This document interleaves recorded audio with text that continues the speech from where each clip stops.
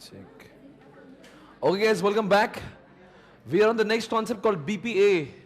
वैसे कॉन्सेप्ट हुआ है हमारा पहले से. चैप्टर 5 का नाम ही BPA है.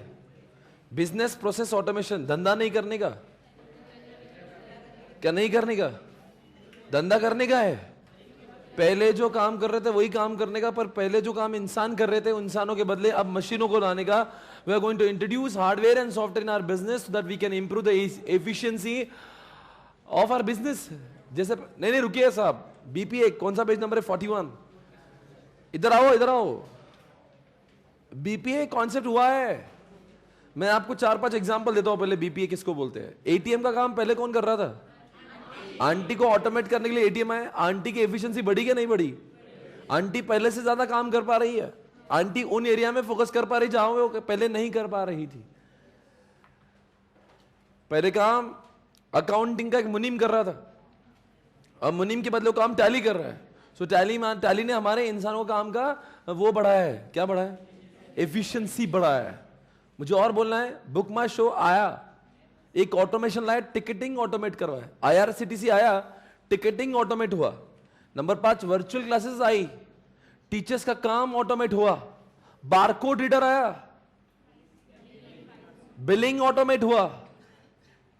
ई कॉमर्स आया, ई कॉमर्स की वेबसाइट आई, सेल ऑटोमेट हुआ, बिलिंग ऑटोमेट हुआ, पेमेंट भी ऑटोमेट हो गया. दुनिया में ऑटोमेशन का जोर है. जो काम पहले इंसान कर रहे थे अब वो इंसानों के बदले वो सॉफ्टवेयर हार्डवेयर करेगा, है ना? इसी को ऑटोमेशन कहते हैं. बस ऑटोमेशन के बहुत एग्जांपल आपने सुन लिए. अब मैं BP के उधर जाऊंगा, BPM के ओर जाऊंगा. What is the meaning of BPM? बताओ बच्चों, BPA और BPM में फर्क क्या है? BPA plus execution is called as what? BPM. बताओ कौन सा बड़ा हुआ फिर? BPM is equal to BPA plus execution. BPA सिर्फ क्या एक ऑटोमेशन करना है, पर ये BPA जो है जब वो इंप्लीमेंट करते हैं उसको BPM कहते हैं. मुझे और बोलना है, मैं बोलूंगा. देखो साहब, ATM एक ऑटोमेशन है, पर ATM खराब होने के बाद में सुधारना उसको BPM कहते हैं. ATM में कौन से फीचर डालना है ये भी BPM है. ATM लगाने के लिए पैसा लाया आपने, ये BPM है. ATM क्या है? BPA. पर उस A को हासिल करने के लिए जो कुछ भी जुगाड़ करना पड़ते हैं उसको BPM कहा जाता है. ATM खराब हुआ, ठीक करके लाया, ये ऑटोमेशन नहीं है. ठीक करवा के लाना is not an automation. Bank से पैसे लाना is not an automation. BPM is a wider concept than BPA. वापस से बोलूंगा एक बार, मुझे बोलना, मैं बोलता हूं. देखो ध्यान से सुन. दुनिया में BPA को मुनासिब करने के लिए, हासिल करने के लिए एक अच्छा मैनेजमेंट होना जरूरी है. क्या फायदा उस ATM का खराब हुआ, किसने ठीक किया ही नहीं, तो automation can be failed if there is no proper management. ठीक है? ATM में क्या क्या फीचर्स डालना चाहिए, इसलिए चंदा जी नारायण जी से मिली, नारायण जी को सब कुछ समझाया. ये मैनेजमेंट है, ये ऑटोमेशन है? चंदा जी ने इन्फोसिस के मालिक से बात की, ऑटोमेशन है या मैनेजमेंट है? It is very much management. तो ऑटोमेशन किसके ऊपर टिका हुआ है? मैनेजमेंट के ऊपर. ठीक है, तो आपको समझ गया. उसके नीचे देखिए, an enterprise resources planning application divides BPM into what? कोई बात नहीं, BPM के 4 स्टेजेस है, 4 फेजेस है. बहुत ही इजी है, मैं आपको समझाऊंगा.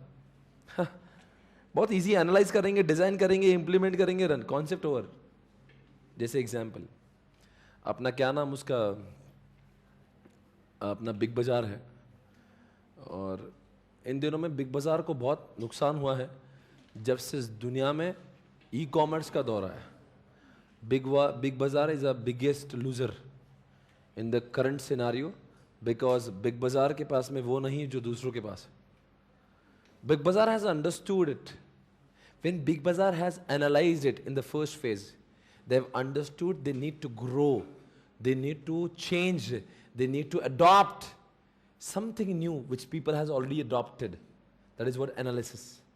Unless and until you analyze, you will not understand कि मुझ में दर्द क्या है, मुझ में प्रॉब्लम क्या है.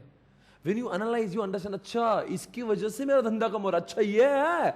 लोगों को जो चीजें चाहिए अगर वो लोगों को घर पे ही मिल रही है तो वो बिग बाजार में क्यों आएगा? उससे सस्ता मिलता फिर लोग क्यों this is what you understood when you did analysis. दिखाया देखो. This involves the analysis of what current environment. So Big Bazaar के अंदर किशोर जी ने अपने धंधे का करंट एनालिसिस किया and they got to know the धंधा is getting lower performance because of what come on, e-commerce and the current process and identify the identification of needs and definition of requirement. फिर design किया आपने. This involves evaluation of potential solution. तो फिर क्या किया फिर big बाजार ने? बहुत धंधा कम हो रहा है, सेल कम हो रहा है. अब क्या किया फिर उन्होंने? क्यों कम हो रहा है? तो आप बताइए. अब इन्होंने धंधा बढ़ाने के लिए क्या किया? अब ऑप्शंस ढूंढे इन्होंने. बिग बाजार के सामने ऑप्शन है. एक काम करते हैं, वेबसाइट से बाय. नंबर 2, एक काम करते हैं, ऐप के थ्रू बाय. नंबर 3, काम करते हैं, होम डिलीवरी कर देंगे, स्टोर ऐसे ही रखेंगे, होम डिलीवरी. लोग फोन लगाएंगे, अपन फोन पे बेचेंगे. भाई यहां पे आने की जरूरत नहीं. तो एक वेबसाइट कर दिया, एक ऐप लाया, तीसरा ये किया, और चौथा एक नया सिस्टम जो एक्चुअल में बिग बाजार ने किया है वो ये है, जैसे पिज्जा हट करता है विद इन 30 मिनट्स. तो बिग बाजार अब आपको प्रॉमिस करेगा विद इन 30 मिनट्स माल आपके घर पे. और अगर माल 30 मिनट में नहीं आया तो पैसे नहीं देना. ये बिग बाजार का नया स्ट्रेटेजी आया है जो हाल ही में big Bazaar has introduce, Kishore Biyani ने इंट्रोड्यूस किया कि चलते फिरते 30 मिनट में आपको घर पे लगने वाली सारी चीजें, शक्कर, चावल, तेल, सारी चीजें जो घर का किराना सामान, ग्रोसरी से लेकर हर कोई चीज जो आप बिग बाजार से अदरवाइज परचेस करते थे, आपने ऑर्डर किया ऐप पे 30 मिनट में घर लाके देगा. समझ गए? मतलब इतना फास्ट जितना फ्लिपकार्ट भी नहीं. तो they have identified variety of solution. What is point number 2?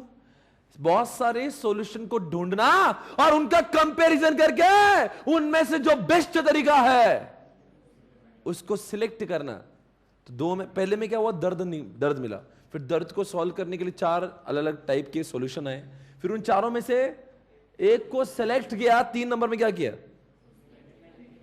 समझाने में क्या कर रही है? Project preparation, blue printing, relation, final preparation. What? Go live. Go live मतलब समझते हैं?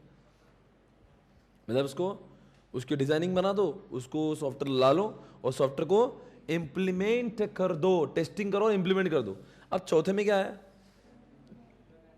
This involves business process execution और deployment and business process what monitoring. मैं समझा नहीं इस बात को. 3rd और 4th में कोई फर्क ही नहीं समझा मुझे.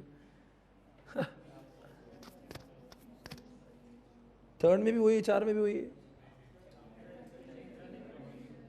एग्जीक्यूशन और डिप्लॉयमेंट और बिजनेस प्रोसेस मॉनिटरिंग. कोई जवाब देगा 3rd में क्या हुआ था? 3rd में इंप्लीमेंट हो गया. फिर 4 में भी तो वही हुआ. चेक करते कंटिन्यूसली कि जैसा चलना चाहिए था, और नहीं चला तो चेंज करेंगे. मतलब 3 में बिग बाजार का एप्लीकेशन आ गया, लोगों ने यूज भी कर लिया. हम लोग क्या करेंगे? कंटिन्यूसली उसको चलाएंगे भी और मॉनिटर करते रहेंगे कि क्या क्या इसमें खामियां हैं. We will talk to the user, we will talk to the customers, we will try to understand what are the problems, and if in case we identify any problem, we will try to change it. Hey guys, come on. बताओ पहला point क्या हुआ? दर्द को ढूंढा और ये भी ढूंढा दर्द क्यों है. नंबर 2 में दर्द की दवा ढूंढी, 4 चीजें मिली, 4 में से एक को सिलेक्ट किया.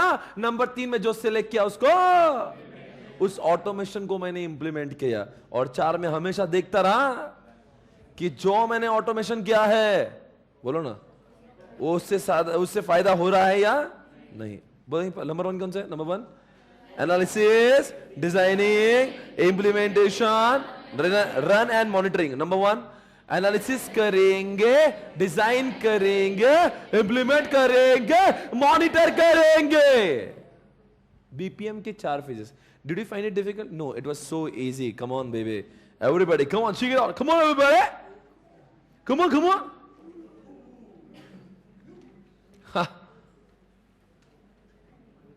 अगला कौन से पढ़ाऊंगा मैं? ये क्वेश्चन पढ़ाता हूं पहले. Benefits of pursuing such automation include, क्या क्या फायदे होते हैं इससे, और उसके नीचे देखते हैं. देखो 3 क्वेश्चन करना बैक टू बैक चिपक के बीपीए के ऊपर. बहुत ही सिंपल सा क्वेश्चन है. एक्चुअली ऐसे खुद ही कंफ्यूज है. चैप्टर 5 की पापा का नाम ही बीपीए है. फिर ऐसी वाहियात चीजें वापस टो में डालने की जरूरत ही नहीं ना. नहीं समझे आप? क्यों डालना चाहिए ना, जबकि वो चीजें ऑलरेडी कवर की है. वही चीजें बार बार लिखने से कौन से कॉन्सेप्ट में क्या हो जाएगा? बच्चों की बजाओ पर एक बार बजाओ ना, वही वही कॉन्सेप्ट को अलग अलग चैप्टर में लिख के बार बार बजाते हो। बजाने की तो अच्छे से बजाओ, नया कॉन्सेप्ट लाके बजाओ। अब ये कॉन्सेप्ट उधर भी है तो एक बार दे दो ना भाई। अच्छा, इस चैप्टर में एक कॉन्सेप्ट का कोई लेन देन ही नहीं है, एक सेपरेट टॉपिक इंट्रोड्यूस कर दिया। एक दो साल बाद अगर आप पास नहीं हुए तो आपको दिखेगा अब there is new amendment, some portion of chapter number 2 has shifted to chapter number 5, और ये वो कॉन्सेप्ट होगा। ये मैं फ्यूचर डिसाइड कर रहा हूं। आजकल ऐसे की किताबों में मुझे भी कंट्रीब्यूशन करने के लिए बोला है, तो मैं उनको ईमेल कर दिया ऑलरेडी। पहली बार इज्जत दिया ऐसे ने, कोई बात नहीं। देखो बच्चों, नंबर 1, वैसे ऐसे इज्जत देते नहीं, जितने प्राइवेट टीचर्स हैं उनको खुन्नस खाते हो। तुम प्राइवेट टीचर्स, हमारी वजह से इतना पैसा, और हमको क्या मिला? तो ऐसे doesn't want this private coaching in India.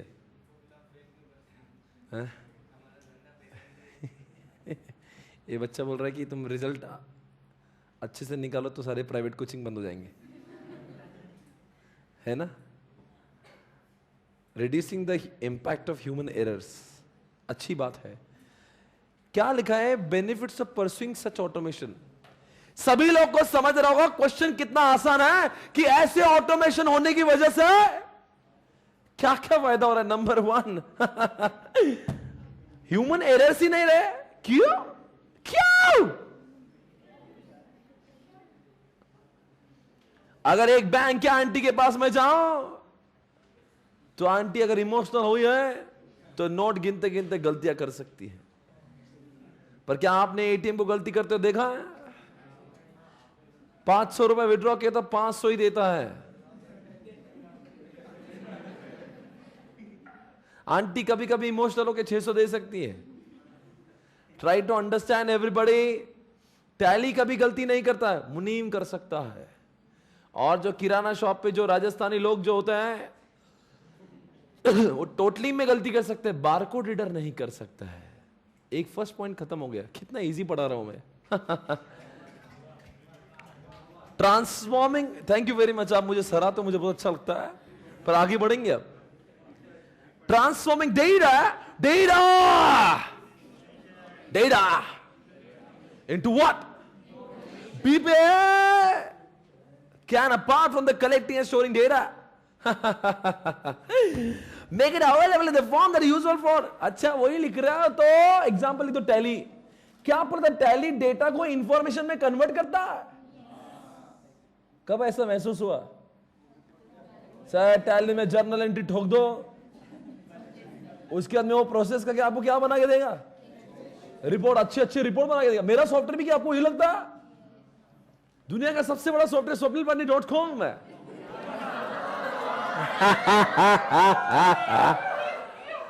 What a joke। मेरे सारे जो स्टूडेंट्स हैं वो जब एडमिशन लेते थे आप कहेंगे डेटा देते हैं कि इंफॉर्मेशन देते हैं? डेटा। और जब मुझे रिपोर्ट मिलता है, अच्छी बात है। Number 3, improve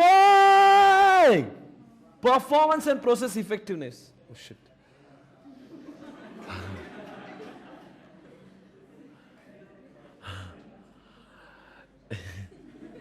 In many cases, tasks that must be done manually are the bottleneck in the process. Automating those manual task speed। अच्छा, bottleneck कौन है? bottleneck समझता है? कभी कभी बहुत चीजें फास्ट होती है, एक चीज स्लो होती है, इसलिए सारा काम स्लो हो जाता है। मैं आपको समझाता हूं कैसे।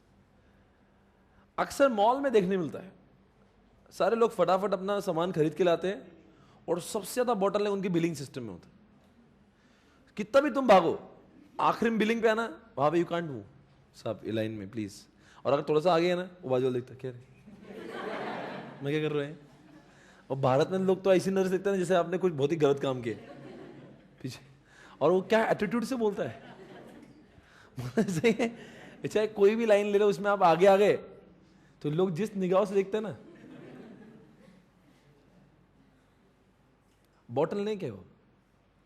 अगर वहां पे मैनुअल सिस्टम चालू है, मैनुअल बिलिंग, तो और भी दर्द होता है, बहुत स्लो चलता है। बहुत स्लो। इसीलिए जो बॉटलनेक की जगह है वहां पे ऑटोमेशन लगाने की कोशिश करी है ताकि बॉटलनेक क्या हो जाए। अरे बोल रहे नहीं आप। जस्ट इमेजिन बिग बाजार having manual system, manual billing, तो अब बॉटलनेक और बढ़ेगा क्या कम होगा? इसलिए आजकल क्या करते हैं, वो बारकोड के सामने ऐसा आइटम लगाए, ऐसा इतना फास्ट चलता है, पर क्या करें वहां पे भीड़ ज्यादा होती है, इसलिए वो लगता है कि वो काम बहुत स्लो कर रहे हैं। एक्चुअली बॉटलनेक पहले बहुत हुआ करता था, but by using this the bottleneck, अच्छा कम ऑन एवरीबॉडी, बैंक में भी बॉटलनेक हुआ करता था। इंसान घर से कितना भी फास्ट गाड़ी चला के जाए, कितना भी, बैंक में आ गए साहब विड्रॉल से भरे, लाइन में लो, मतलब कितना भी आदमी गर्म हो गया है, वहां पे जाके to stand in the queue, मतलब बॉटलनेक के सामने। इसलिए उन्होंने क्या कर दिया आज के बाद में, अगर आपको इतनी मस्ती है कोई बात नहीं, क्या करना आपने, क्या आपने, कुछ नहीं करना, एटीएम में जाने का। एटीएम में कुछ लोग कम हो गए, कुछ लोग बैंक के अंदर ही आजकल उन्होंने सिस्टम लगाया, चेक डिपॉजिट वो सिस्टम में कर देते हैं। आधे से ज्यादा बॉटलनेक जो है कम हो चुका है, because by using what, come on, automation. Example कौन सा हुआ, एटीएम। एग्जांपल कौन सा हुआ, बिलिंग सिस्टम। आप लोग लिखते चल रहे ना, मतलब जो मैं बोलता हूं, पता नहीं आप लिख रहे कि नहीं लिख रहे, आपको वापस पढ़ना नहीं, आपने कसम खाई थी। Making users more efficient, people can focus their energies on the tasks they do best, baby. मतलब आंटी का ये तो क्या बोलता है, मैं क्या बोल रहा हूं तो क्या बोल रहे हैं। पहले आंटी विड्रॉ करती थी,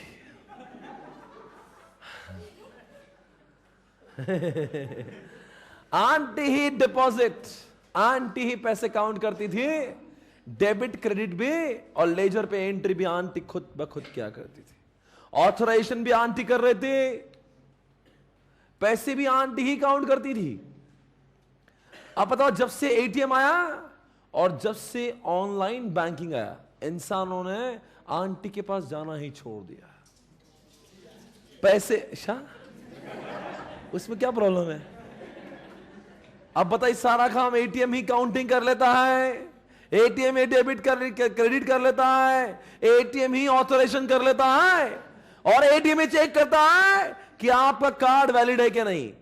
अब बताओ, सारे लोग एटीएम में निपट जाएंगे तो आंटी के पास कौन जाएगा? ए अंकल तो पागल हो गए और अंकल जाएगा। अब बताओ, ये आंटी क्या करेगी? आंटी का फोकस अब किसके ऊपर जाएगा?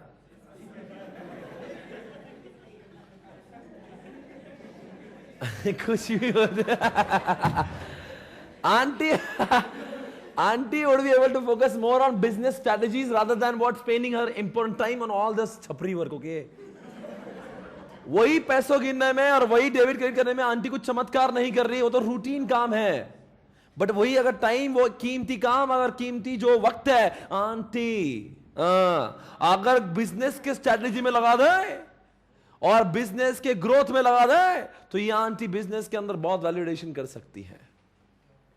इस ऑटोमेशन से फायदा सिर्फ हमारा काम ऑटोमेट ही नहीं हुआ, पर जो ऑटोमेशन करने की वजह से जो लोग अब फ्री हो चुके हैं, अब ये अपना दिमाग लगा के बिजनेस को एक नई जगह पर पहुंचा सकते हैं।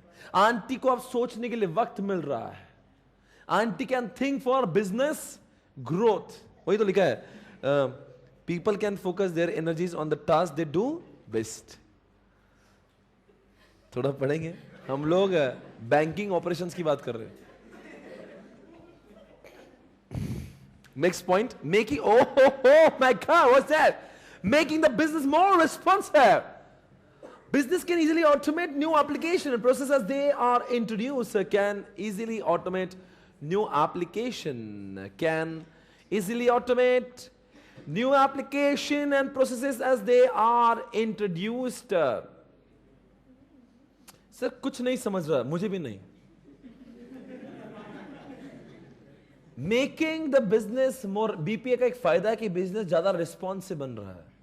Business can easily automate new application and processes as they are introduced.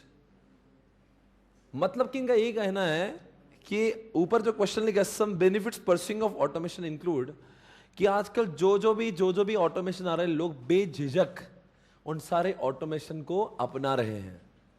मतलब लोगों के दिल में अब उसको लेकर कोई संकोच नहीं है। एटीएम लगाना नहीं लगाना वो वाद नहीं है, वो झगड़ा नहीं है। लोग, हर कोई इंसान एटीएम लगा रहा है। जैसी बैंक खोलती है एटीएम डाल देता है, जैसे कोई इंसान शॉपिंग मॉल खोलता है वो बारकोड डाल देता है। मतलब इन लोगों को इस चीज को लेकर संकोच नहीं कि वो लगाए कि नहीं लगाए, वो ऑलरेडी मालूम, it is very much beneficial, तो people are bound to implement it.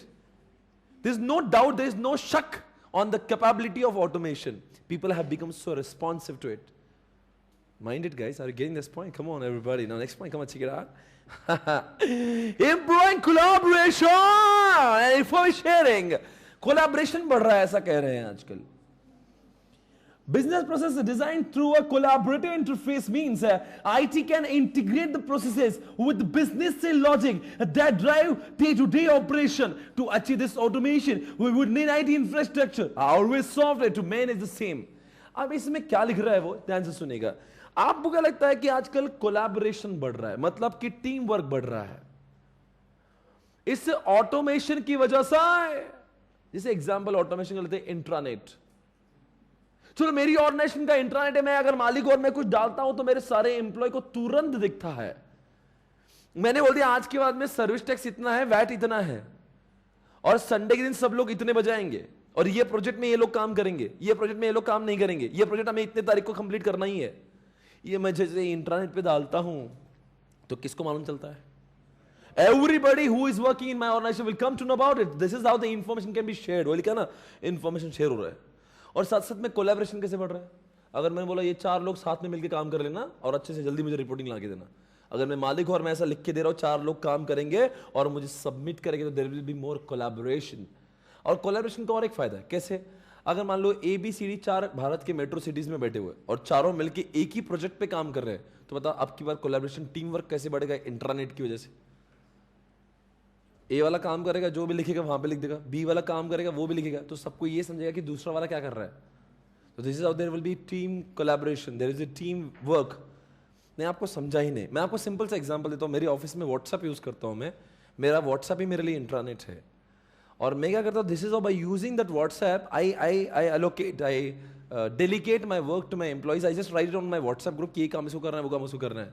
तो by using this automation I can what, I can manage things very properly, एकदम आसानी से। मैं बोल दूंगा ये काम उसका है, वो काम उसका है, तो there is no confusion because वो इन्फॉर्मेशन सबको दिख रही है। ना तो पहले क्या होता था, नहीं नहीं ये मेरा काम नहीं, मैं बोल रहा हूँ ना ये तेरा काम है, ये तेरा काम है, फटाफट बोलता हूँ ये काम ये करेगा, वो काम वो करेगा। This is information sharing, more over collaboration. और कैसा होता है उसमें, अगर मैंने ये काम बोला, ये काम तो बोला कि ये काम बाकी है, तो दूसरा वाला एम्प्लॉय बोलता सर ये इसके बारे में मेरे पास जानकारी आ चुकी है, ये काम ऑलरेडी हो चुका है। तो this is how the team work is building. मतलब एक ही काम डुप्लीकेट नहीं हो रहा, लोग अच्छे से काम कर। Just simple example of WhatsApp through, this is how we are sharing information, business collaboration हो रहा है। नहीं तो बहुत सारी बार हमें यही समझते नहीं, काम डुप्लीकेट भी हो जाता है, वो भी कर लेता है, मैं भी कर लेता हूं, और कभी कभी ऐसा होता है कि कोई भी नहीं किया, तो वो फायदा लिख रहे हैं। तो 6 बातें समझ में आ गई, बीपीए के 6 फायदे हैं। क्या लिखा है वहां पे, जरा क्वेश्चन देखिए। एक क्वेश्चन है आपको चैप्टर 5 में, वाई बीपीए।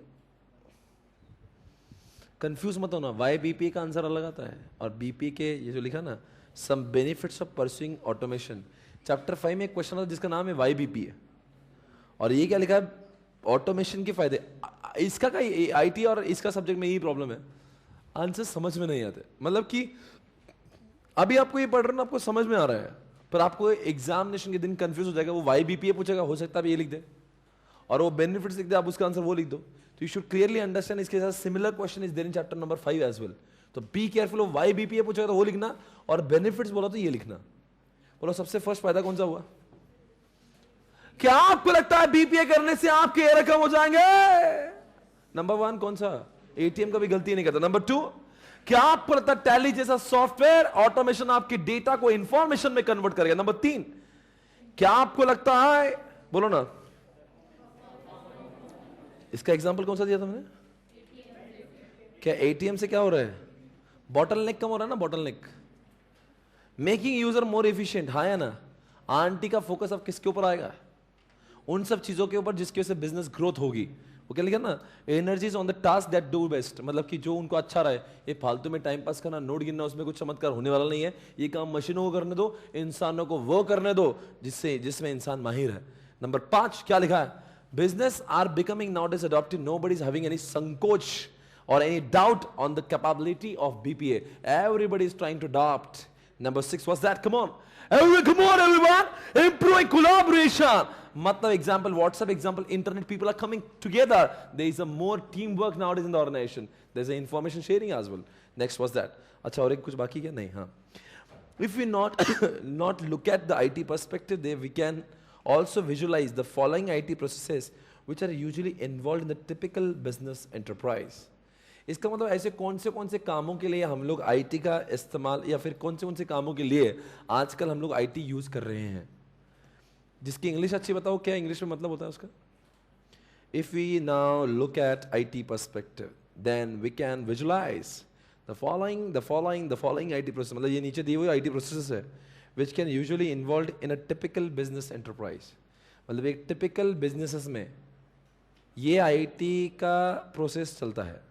मतलब एक बिजनेस में आईटी कहाँ पे और कौन सी चीज़ों के लिए यूज़ करते हैं। Number 1, database access and change, जिसके आईटी के द्वारा डेटाबेस एक्सेस होता है और आईटी के द्वारा डेटाबेस चेंज होता है। क्या आपको लगता है आईटी के द्वारा हम लोग बैकअप ले सकते हैं? क्या आपको लगता है आईटी की वजह से किसने कितने बजे क्या किया हम लोग ढूंढ सकते हैं? क्या आईटी की वजह से हम लोग जॉब शेड्यूलिंग करते हैं? क्या आईटी की वजह से हम लोग प्रिंटिंग कर पाते हैं? क्या आईटी की वजह से एक जगह से दूसरी जगह पे फाइल ट्रांसफर कर सकते हैं? और क्या आईटी की वजह से एप्लीकेशन का इंटीग्रेशन होता है? आपको पढ़ना कैसे वो आप ये समझा होगा। वो क्या क्वेश्चन है, जरा वापस से पढ़िए। If we now look at the IT perspective, then we can also visualize the following IT processes. मतलब क्या क्वेश्चन है, ये नीचे वाली IT processes है that are usually involved in typical business enterprise। मतलब क्या एक business enterprise में ये सब कुछ IT द्वारा होता है, या फिर ये सारे काम आपको देखने मिलते हैं जो IT कर रहा है। ये पहले ये सारे काम मित्रों इंसान क्या करता था, आजकल ये सारे काम आपको ऑर्गेनाइजेशन में आईटी द्वारा होते हुए दिखते हैं। पहली बात, क्या आपको लगता है डेटाबेस एक्सेस और चेंजेस होता है? It provides access to data connection, data updates and file transfer. क्या आपको लगता है आजकल मैं भी अपनी ऑर्गेनाइजेशन के सॉफ्टवेयर से डेटाबेस को एक्सेस करता हूं, because whenever any admission is taken, it is taken on what database management system. और आपको लगता नहीं मैं क्वेरी डालता हूं इंदौर वाइज से, तो इंदौर वाइज डेटा मेरे पास में आता है। Do you understand my point? Everybody are there. मतलब हर कोई ऑर्गेनाइजेशन में डेटाबेस तो होगा ही ना यार।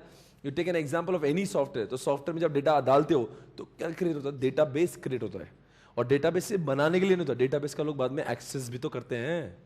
What is the second point? File replication and data backup. What does it mean?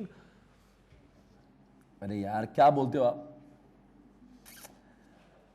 क्या आजकल आपको लगता नहीं ऑफिस में डेटा का बैकअप भी कंप्यूटर पे लिया जाता है?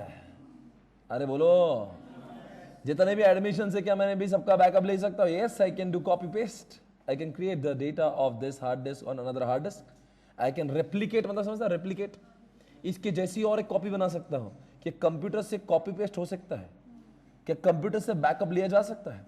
Number 3, system and event log. Log मतलब किसने किसके साथ कितने बजे क्या किया, उसको लॉग कहते हैं। आपके मोबाइल में भी एक कॉल लॉग होता है जिसका आपकी मम्मी पापा उसका मॉनिटरिंग करते हैं कि आप किस किस को कॉल करते हो और कितने बजे। ऐसा कभी लॉग मॉनिटरिंग हुआ है आपका कभी? मॉम डैड भरोसा है। अच्छा, कभी किसी का लॉग मॉनिटरिंग हुआ और कोई फंस गया, ऐसा कभी हुआ? बहुत बजाया आप, कभी ऐसा कभी हुआ भाई साहब आपके साथ में? कभी नहीं। इधर कभी बेटा तुम्हारे साथ क्या हुआ था, क्या किया था तुमने? किससे बात करते इतनी रात? ये बच्चा रात को 2 बजे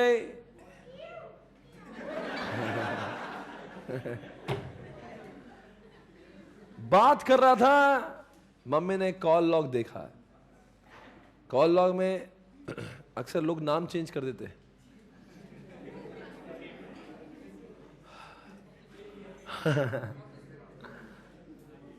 लो कोई बात नहीं, उनका पर्सनल मैटर है।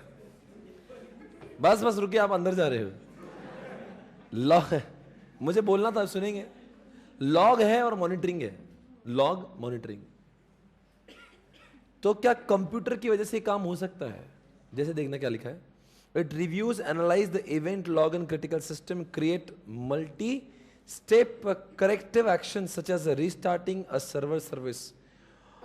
With BPA, these processes run automatically when certain event occurs. It reviews and analyzes the event log and critical system and create multi-step corrective action such as restarting a server service. With BPA, these processes run automatically when certain event occur. मुझे बोलना है, event का मतलब वहाँ पे इन्होंने problem बोल के लिखा है, और ट्राई टू अंडरस्टैंड वो प्रॉब्लम का भी लॉग बनता है और लॉग के ऊपर करेक्टिव एक्शंस इमीडिएटली लिया जाता है। जैसे एग्जांपल हमने पढ़ा था NID HID।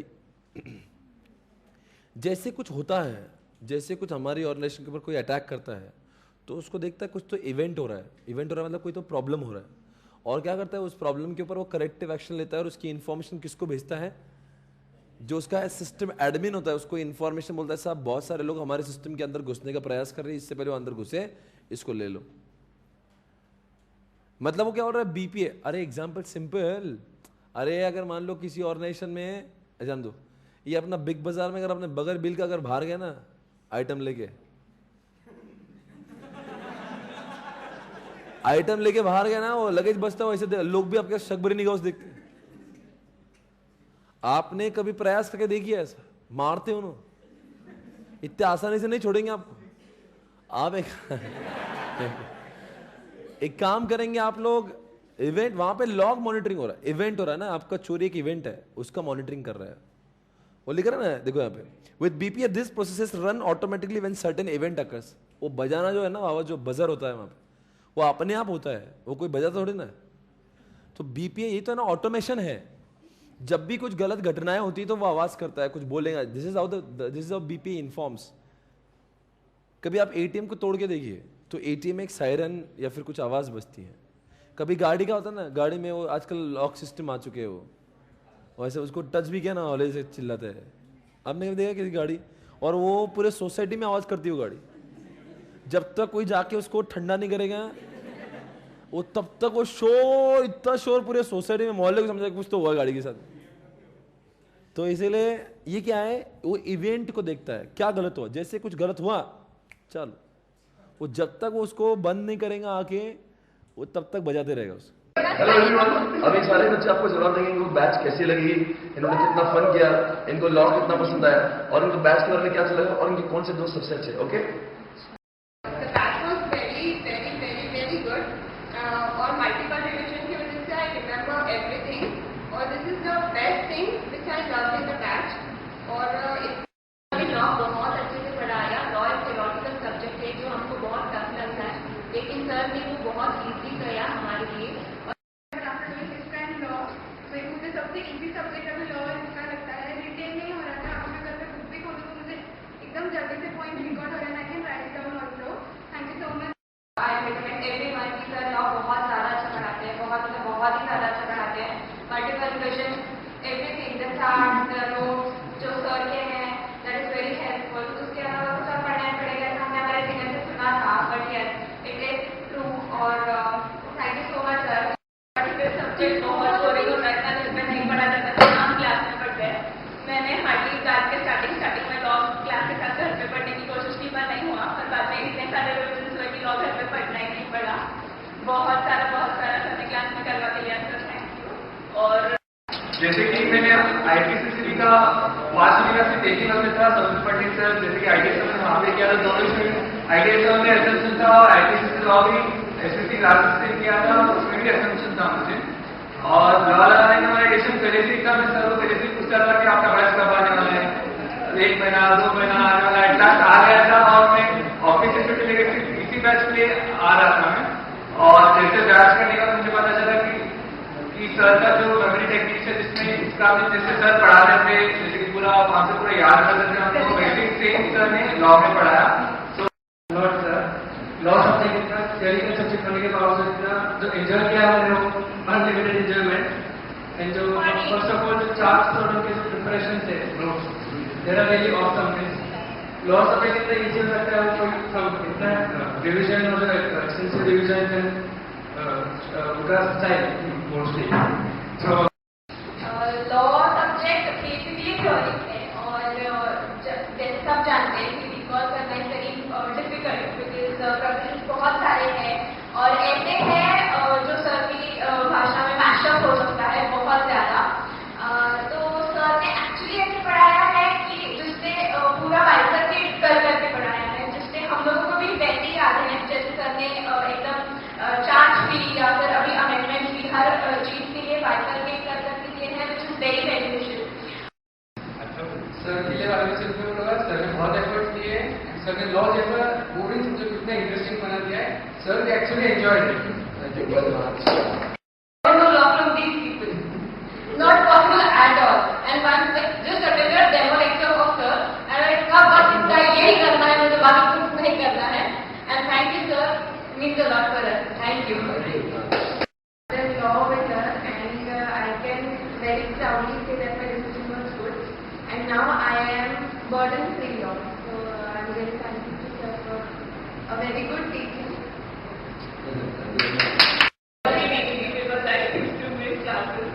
I missed one class and that for that also I got that. He needed a lot of personal attention and he's very hardworking and twice enthusiastic. So please attend his class, at least attend the demo and you'll feel the difference. Thank you. Hello, I am Ashmata Agrawal from Raipur. I scored 86 marks in ISCA. It was possible just because of Swapnil Patni sir. Thank you sir, I dedicate this success of mine to you. Your teaching style is really very innovative and smart. ISCA being such a technical and difficult subject, but you made it so interesting, so clear. You cleared all the concepts with so good and interesting memory techniques. You too told us short stories so that we can remember the answers. In those 3 hours of exam time, your memory techniques were really helpful sir.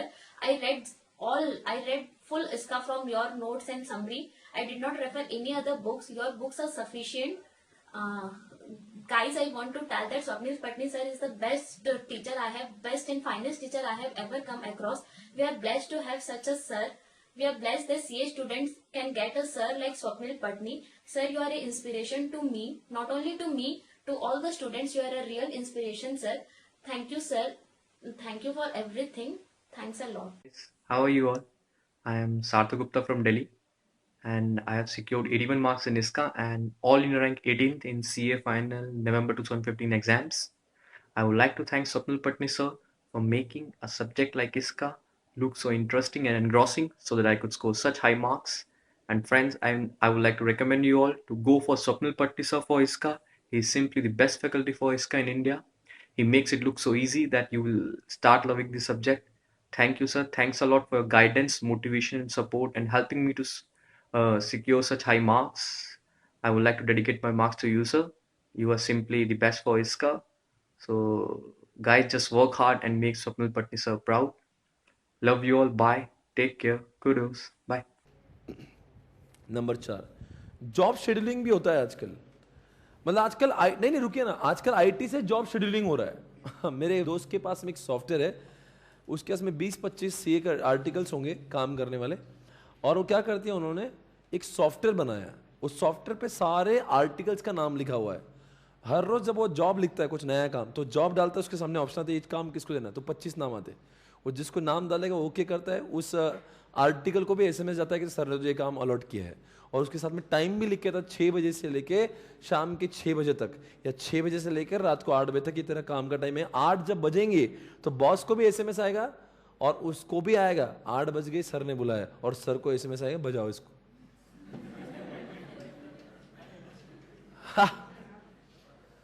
Try to understand, this is the job scheduling. आजकल CA firms में बहुत प्रचलित है।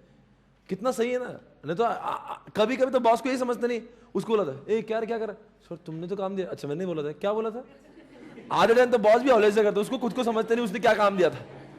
होता हो कुछ boss से पूछो ना, होता ना इधर, देखो ये बच्चा बोल रहा है, वो बॉस को भी समझता नहीं, एक्चुअली में होता हैपेंस।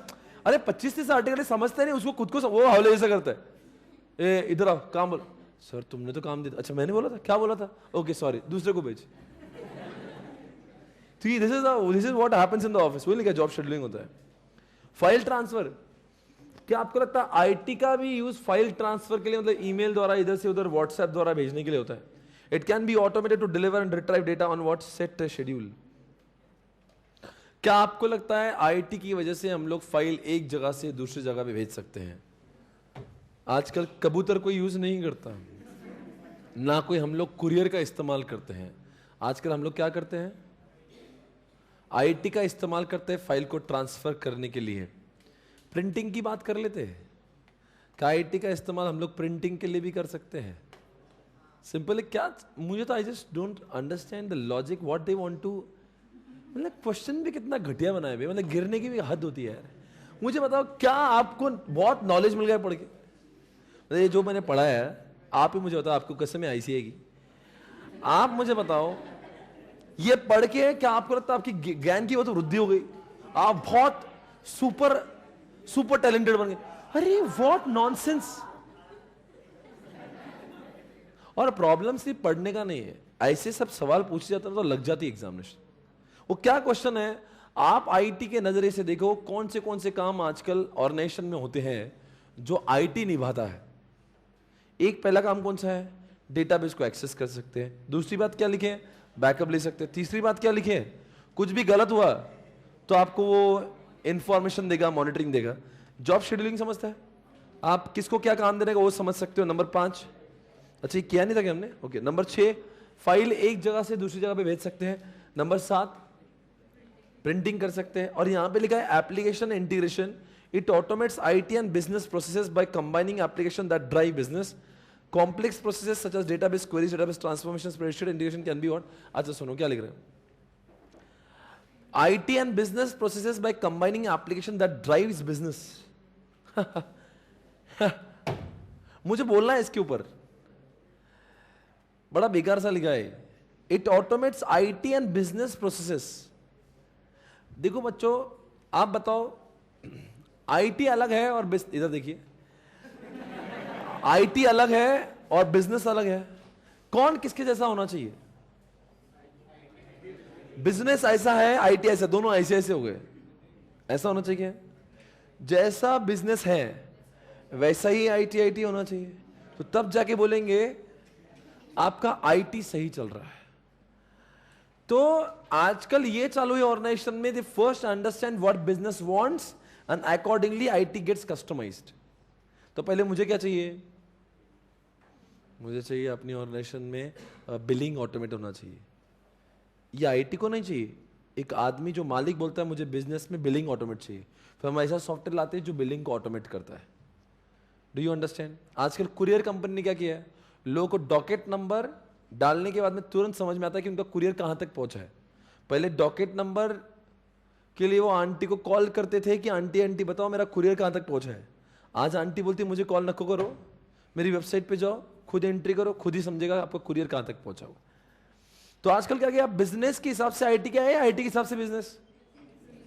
अरे बोलो ना। तो आपको पता नहीं आजकल का आईटी बिजनेस से इंटीग्रेटेड है। अब पढ़ो first line, it automates IT and business processes by combining application that drive the business. समझा क्या? इंग्लिश देखो कितनी वाहियात यूज करते हैं। Bye combining application that drive business, मतलब आईटी को ऐसा कंबाइन करते हैं जो बिजनेस को चलाएंगा। ये भी आजकल देखने मिलता है बिजनेस में। क्या देखने मिलता है? आईटी को बिजनेस के हिसाब से मोल्ड कर लिया जाता है। चलो इसी के साथ में बीपीए कॉन्सेप्ट हमारा खत्म हो चुका है। बीपीए के ऊपर 3 क्वेश्चंस है। कौन से देखे हमने अब तक? बीपीए के 4 फेजेस बताओ। कौन से नंबर? एनालाइज करेंगे, डिजाइन करेंगे, इंप्लीमेंट करेंगे। आपने बिजनेस के प्रॉब्लम को जाना तो एनालाइज किया, आपने उसको ऑल्टरनेटिव्स ढूंढे, डिजाइन किया, फिर उसको इंप्लीमेंट किया, बाद में चेक करते रहे कि सही चल रहा है। That is monitoring. अगला सवाल बच्चों ये रहा आपके सामने, बताओ कौन से फायदे होते हैं एक बिजनेस को ऑटोमेशन करने की वजह से? बीपीए की वजह से फायदा नंबर 1, आपके एरर्स कम हो रहा है। Example ATM. नंबर 2, टैली की वजह से डेटा इंफॉर्मेशन में कन्वर्ट हो रहा है। नंबर 3, बॉटलनेक मतलब जो भी एटीएम है। नंबर 4, आंटी आप कोर एरिया पे फोकस कर रहे हैं। नंबर 5, लोग पीपल आर बिकमिंग अडॉप्टिव। लोग आसानी से टेक्नोलॉजी को यूज कर रहे हैं, अडॉप्ट कर रहे हैं। लास्ट में कोलैबोरेशन बढ़ रहा है, एग्जांपल व्हाट्सएप या इंटरनेट, राइट। एक बार सभी लोग वापस से जवाब देंगे। आप सभी का एक काम बाकी, मैं तो एक बार समझा रहा हूं, पर आप सभी को काम है कि आपको इसको बार बार 2-3 बार पढ़ लेना है। ये पॉइंट्स को, एक्सप्लेनेशन तो समझ में आ रहा है, पॉइंट्स में गड़बड़ हो सकती है। ज़्यादा कुछ नहीं पढ़ा है मैंने, कल के इसमें मुझे लगता नहीं बहुत कुछ आपको रिकॉल करना है। आज हमने 2-3 क्वेश्चन ऐसे देखे, ब्रेक के पहले भी देखे थे ऐसे क्वेश्चन। ब्रेक के पहले क्या पढ़ा हमने आज? बिजनेस इंटेलिजेंस के 5 टूल्स, बोलो कौन से? Simple quarrying, business analysis, dashboard, score card and what data mining. फिर ये बोला था इसकी वजह से स्मॉल बिजनेस को क्या फायदे होते हैं। देखो आप कैसे हौले जैसे कर रहे हो। चलो मैं लिख के देख ही लेता हूं। अरे ये तो लिखा हुआ है। चलो बगैर देखिए बताओ। ऑफिस पेपरलेस बन गया, इलेक्ट्रॉनिक स्टोरिंग हो गया, ऑन टाइम वैलिडेशन होता है। क्या चल रहा है मालूम? क्या चल रहा है? स्मॉल बिजनेस को एमआईएस और आईटी या फिर उस बिजनेस इंटेलिजेंस टूल की वजह से क्या क्या फायदा हुआ। तो एक प्री फील्ड का एक पॉइंट था,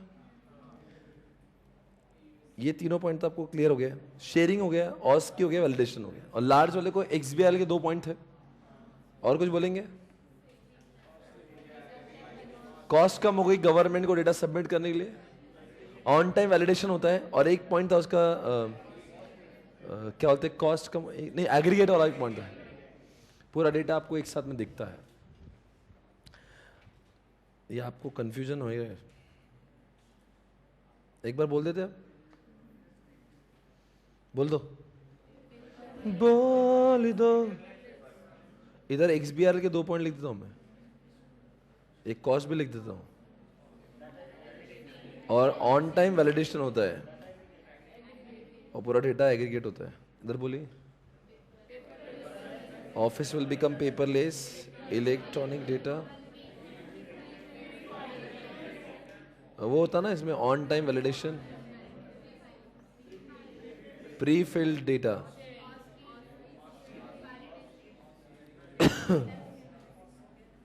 ऑस्की। शायद से ब्रेक के पहले हमने बीआई टूल के साथ में नॉलेज और इंफॉर्मेशन भी देखा था। कौन सा शॉर्ट लिव्ड है, कौन सा लॉन्ग लिव्ड है, कौन सा परमानेंट जैसा है, कौन सा इंफॉर्मेशन का मीनिंग निकालते हो आप, नॉलेज, कौन सा फ्लो जैसा है, इंफॉर्मेशन। इंफॉर्मेशन के बाद में जो आपका कंक्लूजन हो जाता है, नॉलेज। किसकी वजह से आपकी इज्जत बढ़ती है? नॉलेज। वो तो क्लियर है, पर उसमें एक क्वेश्चन था, नॉलेज क्यों चाहिए, उसके 4 बच्चे हुए थे। आपको याद नहीं आ रहा होगा ना, मैं समझा दूं। एक पॉइंट था पहले, बताओ ना क्या क्वेश्चन था वो। वाई नॉलेज आपको नहीं, आप ऐसा देखिए मत अभी किताबों में, आपको याद होगा। बोलो, वाई नॉलेज के ऊपर एक क्वेश्चन था। हाँ, अब आया ना ठिकाने पे। एक पॉइंट था ग्लोबलाइजेशन, जिसके लिए मैंने एग्जांपल दिया था आपको, IT on internet on things. फिर आपको मैंने फर्स्ट एग्जांपल दिया था वो डॉक्टर का, कि दुनिया बदल रही है, आपको भी डॉक्टर्स होने के नाते आपको भी बदलना होगा। फिर दूसरे पॉइंट में मैंने आपको एग्जांपल दिया था उसका, ग्लोबलाइजेशन हो रहा है, चेंज हो रहा है, तो आईटी कंपनी को नॉलेज गेन करना बहुत जरूरी है। और चौथे पॉइंट में एग्जांपल दिया था मैंने, वर्चुअल ऑर्गेनाइजेशन हो रही है आजकल, तो फ्लिपकार्ट जैसे जो नॉलेज है, बिग बाजार के पास भी वैसा नॉलेज आना जरूरी है। ये हमने ब्रेक के पहले देखा था। ब्रेक के पहले इतना ही किया था ना। और अब ब्रेक के बाद में क्या किया हमने, ये बीपीए किया। बीपीए के 4 फेज बोलो, एनालाइज करेंगे, डिजाइन करेंगे, इंप्लीमेंट करेंगे। अब फायदे बताइए। आपकी ऑर्गेनाइजेशन एरर फ्री हो जाएगी, आपकी ऑर्गेनाइजेशन रिस्पॉन्सिव हो जाएगी, आपकी ऑर्गेनाइजेशन में कोलैबोरेशन बढ़ेगा, आपकी ऑर्गेनाइजेशन में बॉटलनेक वाला एक पॉइंट था, एफिशिएंसी बढ़ेगी, ह्यूमन एरर्स कम हो जाएंगे, परफॉर्मेंस बढ़ेगा, आपकी ऑर्गेनाइजेशन ज्यादा रिस्पॉन्सिव हो जाएगी। अब जरा देखिए क्या क्या लिखा है यहां। एरर हो गया, डेटा इनटू इंफॉर्मेशन, आपका बिजनेस इफेक्टिव हो गया, मतलब बॉटलनेक हट जाएगी। एफिशिएंट बनेगा, मतलब आंटी अच्छा काम करेगी, बिजनेस रिस्पॉन्सिव हो जाएगा। और लास्ट में क्या है, एक काम करते हैं, इसका मेमोरी टेक्निक बना लेते हैं। ह्यूमन एरर्स का ई लेते हैं, ई को अंडरलाइन करेगा, डेटा का डी अंडरलाइन करते हैं, day day day day day day day day day day दोनों का एक इफेक्टिवनेस लेते हैं और एक एफिशिएंट लेते हैं। तो डी ई ई ई ई मतलब डी ट्रिपल ई, और आर लेते हैं तो दीर हो जाएगा, दीर, और दीर दीर दीर डियर ही हो गया। हाँ, dear dear collaboration,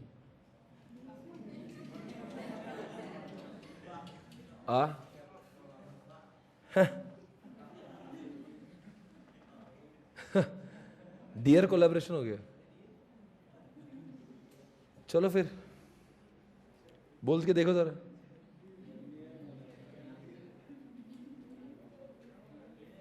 D for what,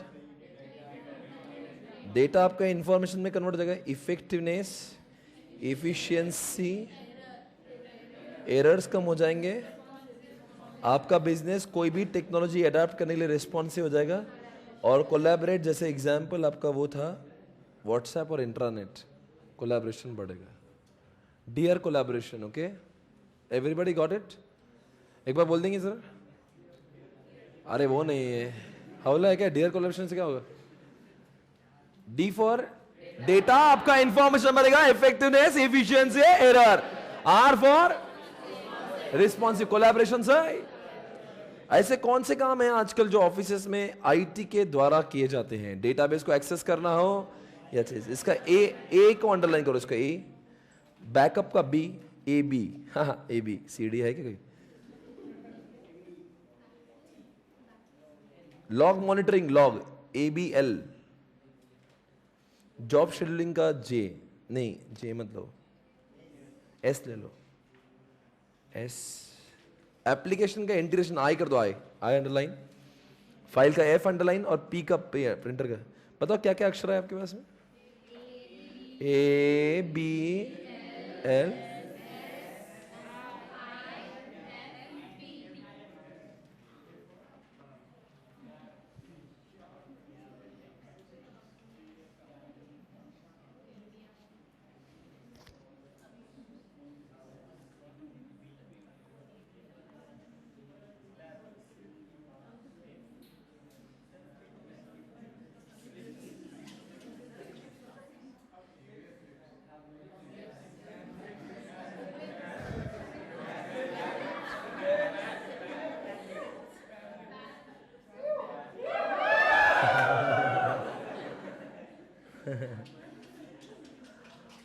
क्या करे, गंदा है पर धंधा है, लिखो भाई। फैबुलस लिप्स, क्या संस्कार गिर रहे छोटे बच्चों पे, यहां पे नादान लोग बैठे हुए हैं, नाबालिग लोग भी हैं यहां पे, क्या करें? क्या बोल रहे आपने, क्या लाया? इतना अच्छा मत बनाओ, हमें छिचोरा चाहिए, हमारे बच्चों को वही अच्छा लगता है। आपको याद रहे ना रहे, ये पहले याद आएंगे। फैबुलस लिप्स ये किताबें घर वाले से वंचित रखी है देखने पर प्रॉब्लम हो सकती है, क्या लिखा है। चलो बोलो बच्चों, ऐसे कौन से काम है आईटी की वजह से ऐसे कौन से काम है मित्रों?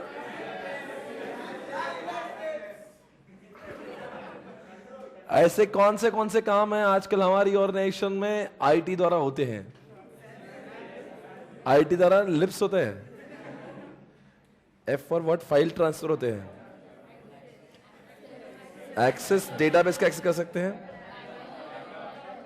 बैकअप ले सकते हैं, लॉग बनता है, एप्लीकेशन का इंटीग्रेशन हो सकता है पी से,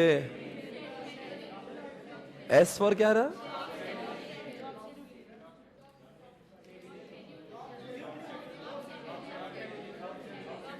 जॉब शेड्यूलिंग, या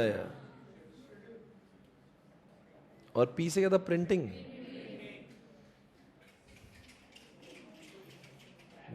काफी अच्छा था ये, बहुत दिमाग में आया कई लोगों के। आपकी बैच से शुरुआत हुआ, जिंदगी और मैं यूज करूंगा।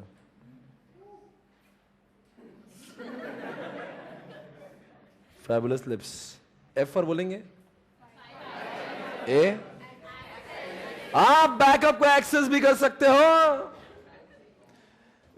बी से बैकअप भी ले सकते हो, एल से log, L O G log, I for integration, P से printing, and S for job scheduling. Okay fine. और इसके पहले वाला कौन सा था?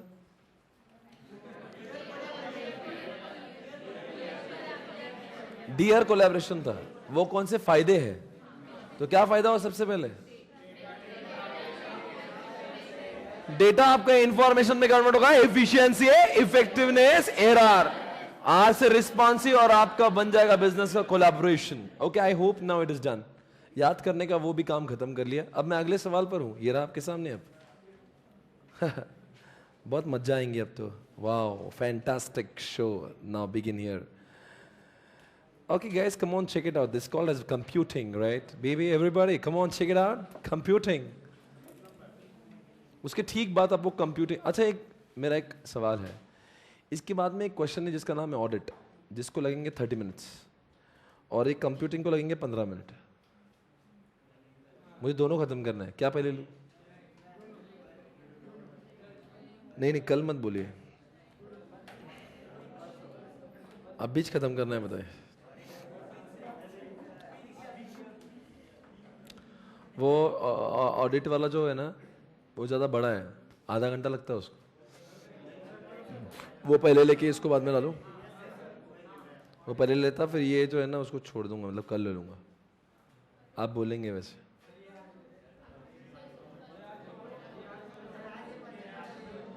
कौन सा आज, कौन सा कल? ये जो 15 मिनट का बचा है, आप तो यही चाहते हो ना सर, छोटा वाला खत्म कर दो। दोनों खत्म कर दें? You will set? I don't have any problem. एक काम करेंगे, जिनको बैठना हो बैठे, बाकी लोग यूट्यूब पे देखें। क्या नहीं, परसों के दिन it will be on YouTube, तो आप आखिरी के दिन आखिरी का जो आधा घंटा बजा देना घर पे। क्या बोलते? तो समझ गए? मैं कंप्यूटिंग से स्टार्ट करता हूँ, पहले 15 मिनट, बाद में जिसको नहीं करना वो आधा घंटा यूट्यूब पे देख सकते हैं। ओके। वैसे मित्रों, कंप्यूटिंग के 5 फील्ड से वैसे कोई, अगर आपने इंजीनियरिंग देखा हुआ, इंजीनियरिंग की दुनिया में कोई को बोलता मैं कंप्यूटर साइंस किया हूं, कोई बोलता मैं कंप्यूटर इंजीनियर हूं, कोई बोलता मैं आईटी इंजीनियर हूं, कोई बोलता मैं सॉफ्टवेयर इंजीनियर हूं। थोड़ा समझ नहीं था, सब एक जैसे लगते। नहीं तो आम जनता को तो, मेरे को तो आज तक नहीं समझता था कि दोनों के बीच में, इन सबके बीच में नहीं। I have seen people are saying I am computer engineer, I am an IT engineer, I am a software engineer. आपके आसपास वाले लोग कौन है? सारे सॉफ्टवेयर में कोई आईटी इंजीनियर है, आईटी वाले भी है। पर आपने कभी पूछना चाहिए था, भाई तुम में और इसमें क्या फर्क है? क्या है? बेरोजगार है। कभी कभी कुछ कंप्यूटर साइंस वाले भी लोग होते हैं, सीएस कर रहा हूं बोलते, मैं CS, I am doing CS. एक झापड़ में हलकट कोर्स करता है कंप्यूटर साइंस, बोलते मैं सीएस कर रहा हूं। कोई बात नहीं, आज जानना होगा इन पांचों के बीच में अंतर क्या है। जवान और जवानियों, आज वो समय आ चुका है समझने का। कंप्यूटर साइंस नाम में लगता है कुछ तो साइंस, आखिर इतना कंप्यूटर डेवलप हुआ, इसके पीछे क्या लॉजिक है? साइंस, व्हाट इज ऐसा आपने कभी बोलते हो, what is the science behind it, मतलब इसके पीछे क्या बात है? How computer so fast, you know what computer is doing but you don't know how it is doing. It's about the knowing how computer is doing. मतलब उसके पीछे क्या बात है, हाउ। अक्सर कॉमर्स वाले लोगों को व्हाट में इंटरेस्ट ज्यादा है, हाउ में कम है। Wifi, how, no, wifi is working, कितना मीटर चलता है, जुड़ता है, और कैसा, क्यों मैं जानू, कैसा होता हो, सोलो इधर, अरे व्हाट द हेल, मुझे क्या मतलब है वे। टीवी चलती कैसी चलती होंगी यार, ऊपर बजाते नीचे दिखता है। कभी आपने आज तक इसकी वजह, have you ever understood the logic behind radio उधर बजाते 4 गाने चिपक के कैसे चलते अपने घर में? Have you ever bothered to understand it? It is called as science. हर कोई चीज के पीछे एक साइंस होता है, एक लॉजिक होता है, उसको जानना अगर है। इतनी मस्ती है, कंप्यूटर चलता कैसे, डेटा स्टोर होता कैसे, आखिर इधर से उधर डेटा ट्रांसमिट कैसे होता है, ये जानना इतनी मस्ती, तो कंप्यूटर साइंस का कोर्स करिए।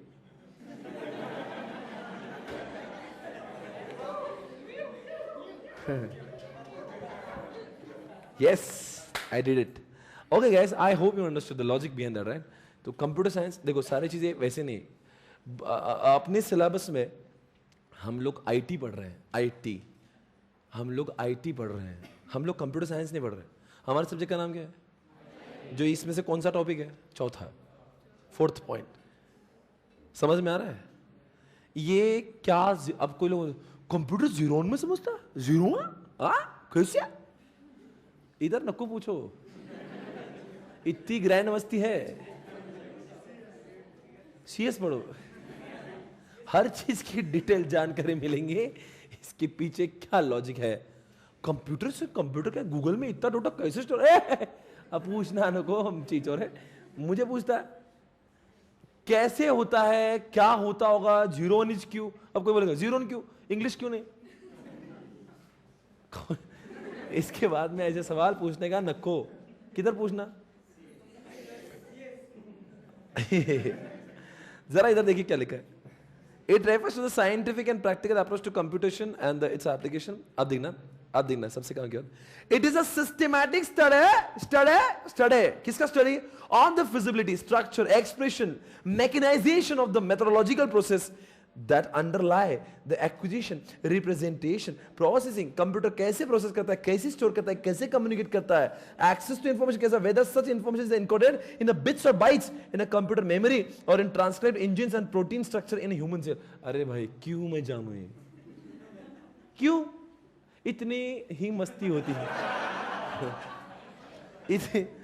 इतनी ही मस्ती होती है तो मैं भी सीएस कर लेता। हम लोग क्या कर रहे हैं?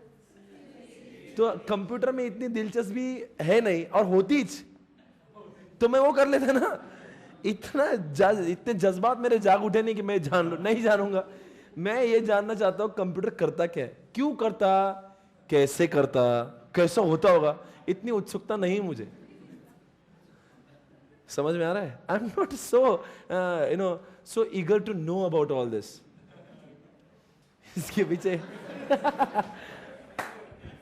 अरे क्या क्या लिखा है आप अभी पढ़ो। सिस्टमैटिक स्टडी ऑफ किसका? फिजिबिलिटी, स्ट्रक्चर, मतलब कंप्यूटर में स्ट्रक्चर कैसे होते होंगे, कंप्यूटर का मैकेनाइजेशन कैसा है, मेथोडोलॉजी, प्रोसेस, आप जो इनपुट डालते हो तो कैसे प्रोसेस होता होगा। आपके अंदर कभी आपका ब्रेन है, अब ब्रेन में भी बहुत स्टोर होता है, आपको इसका मेमोरी, अब बोलते क्या यार क्या भारी आईक्यू है इसका, बहुत भारी चलता है। कभी देखा है ब्रेन में कैसे स्टोर होता है?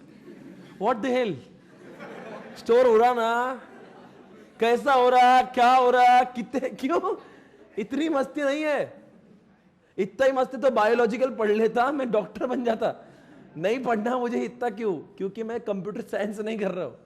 Try to understand computer science. वो जिनका उनका कीड़ा है, जिन लोगों क्या कीड़ा है कि इसके पीछे कुछ होता ना, कैसा हो रहा है, कुछ लोग हैं भलती अंदर जाएंगे, उनको जो दिख रहा हो नहीं, उसके पीछे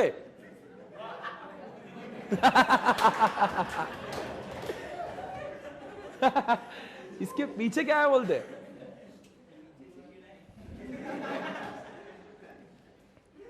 चलो कोई बात नहीं, एनीवेज खत्म हो गया कंप्यूटर साइंस। मतलब वो चीज है, इसके पीछे वो जो नाम लिखे ना, आप देखो नाम पढ़ने को भी तकलीफ हो रही है। क्या क्या नाम है? कंप्यूटर के स्ट्रक्चर, कंप्यूटर के एक्सप्रेशन, प्रोसेस कैसे होता करता है, कंप्यूटर स्टोर कैसे करता है, फिर कम्युनिटी कैसे करता हूंगा, ये बिट सी क्यों, बाइट सी क्यों। अब जैसे टीवी के अंदर क्या दिमाग में आएगा, ये टीवी कैसे चलती है यार, ये कंप्यूटर स्टोर कैसे करता, मैं ए लिखता तो ए कैसे आता है इधर, अरे मैं क्लिक करता तो माउस को 2 क्लिक ही क्यों है, अरे अरे क्यों इतनी पंचायत है तुझे? जो लिखा है पढ़ ले, इतनी खुजली है तो क्या पढ़ना है आपको? कंप्यूटर साइंस को ऑसम पढ़ा रहा हूं मैं, आई एम श्योर। बहुत आगे जाके आगे कंप्यूटर, अब मैं आगे जाऊंगा। बहुत सिंपल। अब वो है जो हमारे सिलेबस में इंफॉर्मेशन सिस्टम। हमने चैप्टर नंबर 4 का नाम ही इंफॉर्मेशन सिस्टम ऐसा सुना है, 2 का भी नाम लगभग वही है। Information system is nothing but, कोई भी, जैसे मेरा सॉफ्टवेयर है, आज जितना भी बिजनेस इंटेलिजेंस टूल हमने देखा, या ईआरपी सॉफ्टवेयर ले लो, या मेरी ऑर्गेनाइजेशन के सॉफ्टवेयर, ये टैली ले लो, कोई भी ऐसा सॉफ्टवेयर जो स्टोर करता होगा, एक्वायर करता होगा, यूजर को लगने वाली हर जानकारी को रिट्राइव करने देता होगा, उन सारे तमाम सॉफ्टवेयर का नाम इंफॉर्मेशन सिस्टम होता है। इट्स वेरी सिंपल, क्योंकि ये हमने पढ़ा है ना, चैप्टर 4 का नाम ही वही था। अरे वही टीपीएस, एमआई, डीएसएस, ईआईएस, ये सब इंफॉर्मेशन सिस्टम में तो है। SCM, CRM, expert system, DSS, सब वही। आज हमने पढ़ा ना डेटा माइनिंग और क्या क्या पढ़ा हमने, डैशबोर्ड, ये सब वही है। अब उसको ध्यान से पढ़ना। अब वो सारे एग्जाम्पल को मद्देनजर रखते हो, अब पढ़ो क्या लिखा है।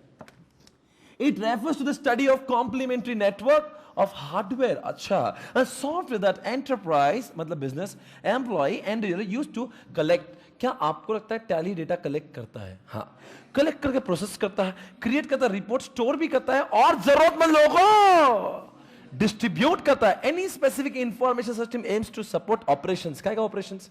जैसे मैं एडमिशन का ऑपरेशन कर रहा हूं, किसके थ्रू? मेरे सॉफ्टवेयर के थ्रू। लोग टैली के थ्रू क्या करते हैं? अकाउंटिंग का ऑपरेशन करते हैं, मैनेजमेंट एंड व्हाट। क्या आप टैली जैसे और मेरे सॉफ्टवेयर के थ्रू डिसीजन ले सकते हो? तो आपको इसमें कोई तकलीफ ही नहीं है, ये वही है जो हमने करते आए हैं। बताओ, कंप्यूटर साइंस में और इसका फर्क समझता है क्या? कंप्यूटर साइंस मतलब क्या? भलती चीजों में इंटरेस्ट करना, मतलब नहीं कि आप अंदर जा रहे हो, ये कैसे हुआ, अब एमआईएस कैसा चल रहा है वो नहीं देखना है, कैसे हुआ है, इसके पीछे क्या लॉजिक है, इतनी मस्ती है। तो कंप्यूटर समझ गया। अब ये वैसा नहीं, ये क्या बोल रहा है? कोई भी ऐसा सॉफ्टवेयर, बोलो क्या, अगर आपने सीएस का इंफॉर्मेशन सिस्टम का कोर्स किया तो क्या समझ में आएगा?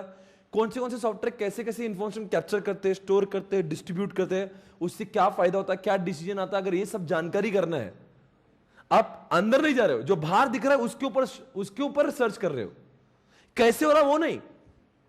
बोलो ना, क्या होता है इसमें, डीएसएस में क्या होता है, ईआईएस में क्या होता है, इंटेलिजेंस में क्या होता है, ऐसा वो, that is information system. Do you understand this? आगे सॉफ्टवेयर इंजीनियरिंग, देखो ये भी बहुत इजी है। आपने एसडीएलसी सुना होगा, नहीं सुना? System development life cycle. चंदा जी का एक क्वेश्चन पढ़ा है तुमने, आपको याद है? पहले एनालिसिस करते हैं, फिर डिजाइन करते हैं, फिर कोडिंग डीबगिंग करते हैं, फिर इंप्लीमेंट करते हैं, फिर इवैल्यूएट करते हैं। अब ऐसा समझ नहीं आ रहा था, होले से मेरे पास देखो ना को, चैप्टर नंबर 2 में जाओ, ये पेज को बंद मत करना, सिर्फ चैप्टर नंबर 2 में जाओ जल्दी से, वहां पे कहीं तो दिखता होगा एसडीएलसी, इसी चैप्टर में ना, मतलब किधर तो किधर है, देखो रे, बोलो जल्दी। अरे यार वो भी नहीं दिख रहा आपको। 72 देखो तो आपने पढ़ाई की, कुछ लोगों का दिमाग बहुत ही हाल बेहाल दिख रहा है, आपने रिवाइज नहीं किया क्या? ढोक लो, पढ़ ले क्या? क्या है ये? सॉफ्टवेयर कैसे बनाना, उसकी प्रोसेस। मित्रों, सॉफ्टवेयर जब बनाते हैं तो पहले चंदा जी को क्या हुआ ये जानते हैं। चंदा जी का एनालिसिस किया, फिर चंदा जी के प्रॉब्लम को सॉल्व करने के लिए हमने बहुत सारे ऑप्शंस को ढूंढा। फिर मान लो एटीएम ढूंढा, ऑनलाइन बैंकिंग ढूंढा, मोबाइल बैंकिंग ढूंढा, तीनों में से एक को सिलेक्ट किया। सिलेक्ट करने के बाद में क्या किया मालूम क्या? उसकी चंदा जी की पूरी रिक्वायरमेंट्स को डिटेल में जाना। किससे जाना? एक आर्किटेक्ट इंजीनियर जैसे सॉफ्टवेयर बनाने से पहले, सॉरी, घर बनाने से पहले घर में क्या चाहिए इसकी जानकारी हासिल करता है, वैसे ही बोलो आगे सॉफ्टवेयर इंजीनियर उसको ये जानकारी हासिल करता है कि आखिर इसको, बोलो ना क्या, सॉफ्टवेयर में, तो उसको बोलते हैं एनालिसिस। फिर जब एनालिसिस होता है तो डायरेक्टली घर नहीं बनता, घर का ब्लूप्रिंट पहले बनता है या घर पहले बनता है? जैसे घर बनाने से घर के पहले उसकी ब्लूप्रिंट बनती है, वैसे सॉफ्टवेयर के कोडिंग से पहले उसके फ्लो चार्ट्स बनते हैं, उसको बोलते हैं डिजाइनिंग, फिर सॉफ्टवेयर के कोडिंग्स होते हैं, फिर डीबगिंग होते हैं और सॉफ्टवेयर इंप्लीमेंट हो जाता है, और फिर बाद में सॉफ्टवेयर को इंप्लीमेंट करने के बाद में हम लोग क्या करते हैं, इवेल्युएट करते हैं, उसको मॉनिटरिंग करते हैं कि सही चल रहा है कि नहीं चल रहा है। आप बताइए ये कौन से कोर्स में पढ़ने मिला? ये तो हमने दो पेज में दिया है, पर एक ऐसा एक कोर्स है जिसको बोलते हैं सॉफ्टवेयर इंजीनियरिंग। अगर आपने 12th के बाद में इंजीनियरिंग में ये वाली फील्ड चूज की, कौन सी? सॉफ्टवेयर इंजीनियरिंग, तो आपको इस 6 फेजेस के ऊपर 4 साल इंप्लीमेंट करवा, क्योंकि उसमें सर उसमें 4 साल जैसे क्या, 2 पेज में 4 साल, 2 पेज में 4 साल सुनने को it looks weird, but you do not know it is so vast. Java language सीखने को ही लोग कहते हैं जिंदगी कम है, इट इज सो वास्ट। मतलब कोई इंसान कोई जावा 10 साल से भी यूज कर रहा होगा तो ये नहीं बोलेगा मैं जावा में परफेक्ट हो गया। इसमें बहुत डेप्थ है। और आपको मालूम है सॉफ्टवेयर इंजीनियर जो होते हैं ना, वो ऐसे नहीं काम करते। वो क्या करते हैं, वो पूरे 6 फेजेस वाला कोई इंजीनियर नहीं होता। वो क्या बोलता है, मैं सॉफ्टवेयर इंजीनियर, मेरा डोमेन है डिजाइनिंग, मैं सॉफ्टवेयर इंजीनियर, मेरा डोमेन है कोडिंग, मैं सॉफ्टवेयर इंजीनियर, मेरा डोमेन, जैसे कि मैं सीए आईडीटी में काम करता हूं, मैं सीए ऑडिट में काम करता हूं, मैं सीए सार्वजनिक सीए नहीं हूं, कुछ भी आने दो, मैं सीए हूं, मैं डीटी में काम करता हूं, मैं आईडीटी में करता हूं। ऐसा आजकल स्पेशलाइजेशन चलता है, राइट? तो ये वैसे सॉफ्टवेयर इंजीनियर के भी अलग अलग पार्ट है। मैं ये करता हूं, मैं टेस्टर हूं, मैं कोडर हूं, मैं डिजाइनर हूं, मैं एनालिस्ट हूं, मैं मेंटेनर हूं, ऐसे उसके अंदर के नाम होते हैं। तो सॉफ्टवेयर इंजीनियरिंग बहुत अलग है। अभी तक 3 पार्ट देखे, कैसा होता, मस्ती है, सीएस बनो। आपको ये देखना है, अब कौन सा था दूसरा? इंफॉर्मेशन सिस्टम मतलब क्या है? ये एमआईएस, ईआईएस, ईआरपी, वो सब। और ये सॉफ्टवेयर इंजीनियरिंग मतलब देखो क्या लिखा है, it refers to the what the study of this approaches which is primarily the application of what, किसका engineering of सॉफ्टवेयर का इंजीनियरिंग समझते हैं, मतलब सॉफ्टवेयर बनता, समझ गया क्या? सॉफ्टवेयर के बारे में सॉफ्टवेयर बनता कैसे, मेंटेनेंस कैसे, इट्स ओनली अबाउट, एक try to understand, it's only and only about, अरे यार it's only and only about, इसमें उसके व्यतिरिक्त कुछ नहीं। Next, enterprise use IT to provide information system which processes and provide information to user as account। नहीं, ये उसके बारे में कुछ नहीं है, ठीक है, वो अलग पार्ट चल रहा है, ठीक है। आपको सॉफ्टवेयर इंजीनियरिंग समझ गया, मतलब सॉफ्टवेयर कैसे बनता है, ये जो आपने पढ़ा ना, वो इसके ऊपर अगर आपको डिटेल जानकारी चाहिए तो आपको सॉफ्टवेयर इंजीनियरिंग करना पड़ेगा। अब उसके ऊपर कौन सा बचा है? आईटी। आईटी हमारे सब्जेक्ट का नाम है, आईटी। ये कैसा है, कुछ भी चीज दुनिया में है जो टेक्नोलॉजी वाली है वो आईटी है। मैं आपको समझाता हूं, wifi is not an information system, it is a information technology. मैं वीडियो कॉलिंग कर रहा हूं, it is IT, it is not information system. Come on everybody. मैं हॉटस्पॉट यूज कर रहा हूं, मैं ब्लूटूथ से इधर से उधर डेटा भेज रहा हूं, मैं फोन पे बात कर रहा हूं। टेक्नोलॉजी मतलब क्या? कुछ भी जो कंप्यूटर ओरिएंटेड है, कुछ भी, anything, it could be cable, it could be hardware, it could be software. अरे ये सिलेबस का हर कोई चैप्टर आईटी है।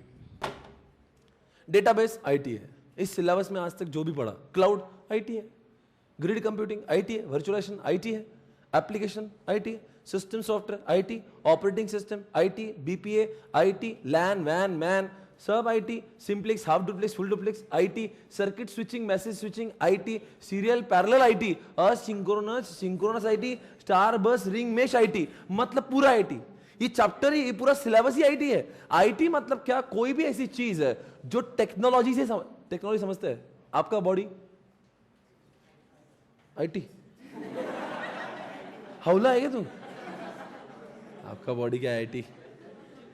अगर आपका बॉडी आईटी होता ना तो हमें बायोलॉजी पढ़ना पड़ता है। आज हमारे सिलेबस में बॉडी के बारे में कुछ नहीं लिखा है। क्यों बेटा? बॉडी आईटी है नहीं ना, तो इसलिए हमारे बारे में नहीं लिखा है। आज लैपटॉप के बारे में लिखा है क्या यहाँ पे? स्विचेस, क्यों? क्या आईटी उसमें? कंप्यूटर कैसे, कंप्यूटर से संबंध, कंप्यूटर का डेटा कैप्चर करना, कंप्यूटर का डेटा सेंड करना, कंप्यूटर का डेटा प्रोसेस करना, वीडियो कॉलिंग करना, अरे कुछ भी यार। नहीं रुको, ईआरपी जो है, टैली जो आईटी है, पर वो इंफॉर्मेशन सिस्टम भी है। दुनिया का हर इंफॉर्मेशन सिस्टम इंफॉर्मेशन टेक्नोलॉजी है। आपको तो बाउंसर गया मैं, टैली आईटी है क्या? हाँ सर टैली आईटी है, पर टैली इंफॉर्मेशन सिस्टम भी है। पर दुनिया का हर आईटी, राउटर, स्विचेस, मल्टीप्लेक्सर, ये आईटी है, ये इंफॉर्मेशन सिस्टम नहीं है। क्या आपने देखा कि राउटर से कुछ इंफॉर्मेशन रिपोर्ट वॉइस रिपोर्ट दे रहा है? राउटर हाउले है क्या? वाईफाई बोले बहुत बाहर ही चलता है, एनालिटिकल रिपोर्ट देता है। Try to understand, Bluetooth wifi can be technology but it can not be information system. आपको समझने वाली बात है। नहीं रुको, आज मुझे बहुत बोलना है। आईटी मतलब इस सिलेबस के अंदर जितने भी सब्जेक्ट है, जितने भी टॉपिक है, आईटी सब्जेक्ट के अंदर के हर कोई चीज जो आपने पढ़ी है वो एटीएम क्या है? आईटी। सिंपल। केबल क्या है? आईटी। टावर क्या है? IT. Radios IT. IT he IT है। तो इसलिए आईटी इंफॉर्मेशन सिस्टम अगर नाम रखते हैं ना इस सिलेबस का, तो सिर्फ चैप्टर 4 ही हमें आता है।